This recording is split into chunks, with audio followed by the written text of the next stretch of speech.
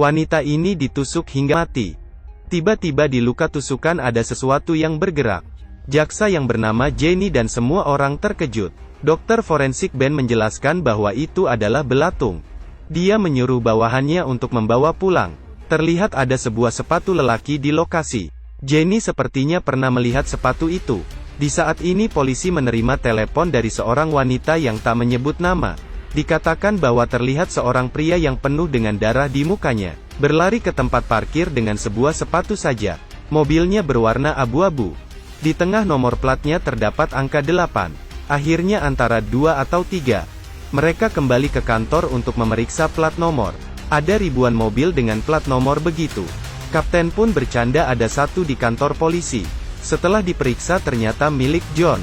Dan dia beristirahat hari ini. Jenny segera teringat dia pernah melihat John memakai sepatu itu. Segera dia dan rekannya Jack pergi ke rumah John. Pihak polisi juga memeriksa bahwa almarhum menelepon John.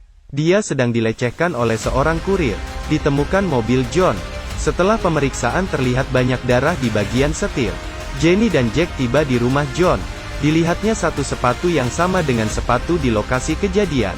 Tetapi John tidak tahu apapun. Jenny dan Jack segera membawa John untuk pemeriksaan. John menjelaskan bahwa dia minum alkohol dan ketiduran. Tidak tahu apa yang terjadi. Jenny melihat laporan panggilan telepon John. Dia banyak bertelepon dengan almarhum. Saat mendengar wanita itu dibunuh, John sangat panik. Di saat ini kapten tiba, memberitahu mereka bahwa banyak bekas darah di mobil. Sudah dipastikan John adalah tersangka. Jenny dan Jack sering bekerja sama dengan John. Jadi mengerti kepribadiannya dan khawatir. Ben memeriksa luka mayat itu. Ternyata 50 tusukan itu bukan tusukan mematikan. Cedera fatalnya di bagian leher, yaitu dicekik. Dan tusukannya hanya untuk menyenangkan diri. Di bagian muka juga terbentur, lebih cepat membusuk, karena banyak keluar darah.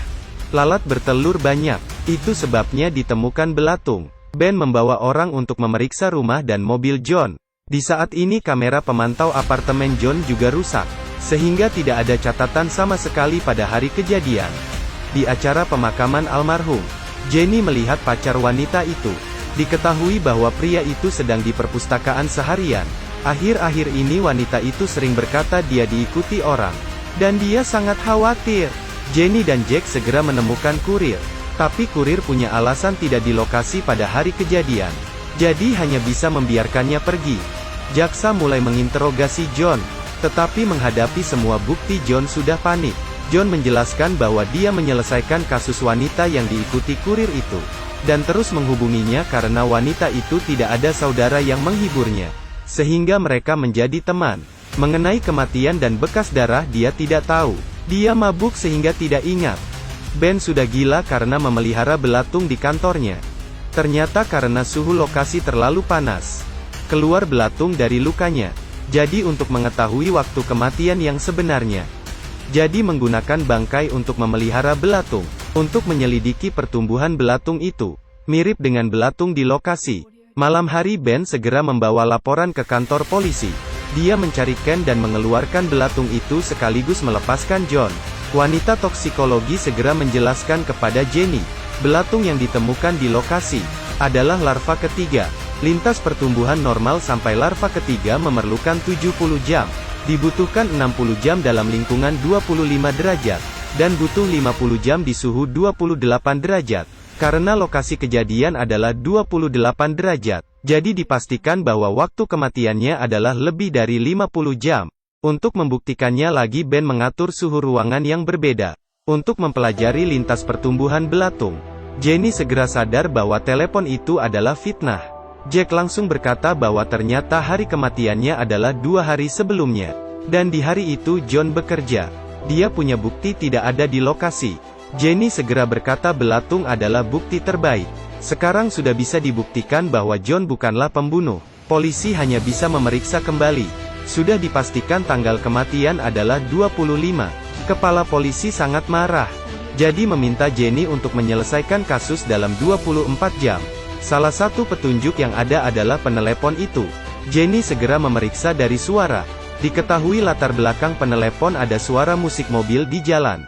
Setelah pemeriksaan ditemukan mobil yang lewat itu. Keluarkan kartu memori. Tetapi orang yang melapor itu tidak kelihatan jelas. Di saat ini Ken menerima telepon dari seorang rekan di tempat pengawasan.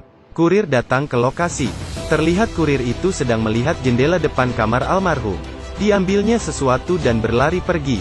Tetapi saat turun dia ditangkap polisi.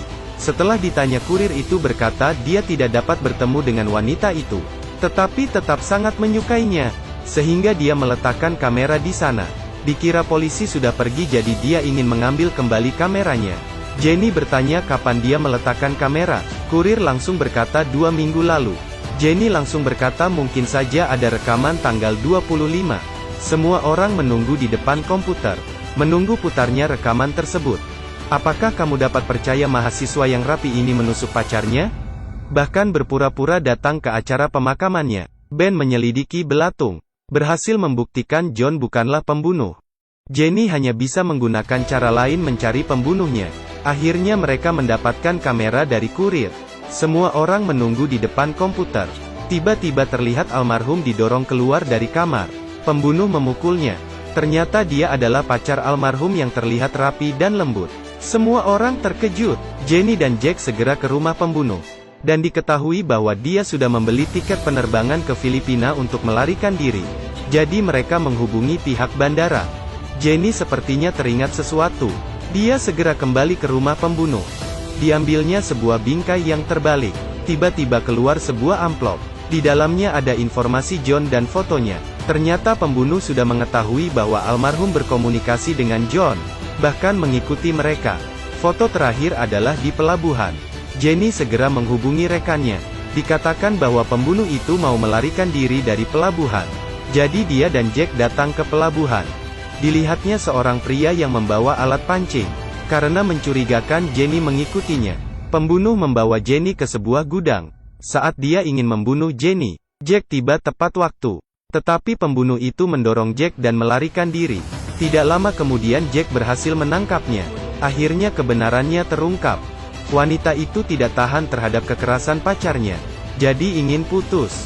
Dan pembunuh itu mengira karena John adalah pihak ketiga. Jadi saat dia memukul wanita itu, tanpa sengaja mencekiknya hingga mati. Untuk memalsukan bukti, ditunggu hingga tanggal 27 saat John mabuk. Dia mengikuti John hingga ke rumah. Dioleskan darah di tangan John. Diambilnya sepatu John dan mengoles darah di mobil John. Menggunakan pengubah suara untuk melapor polisi. Rencana yang tampaknya mulus dihancurkan oleh 2 orang. Yang pertama yaitu Ben mengetahui waktu kematian yang sebenarnya dari belatung.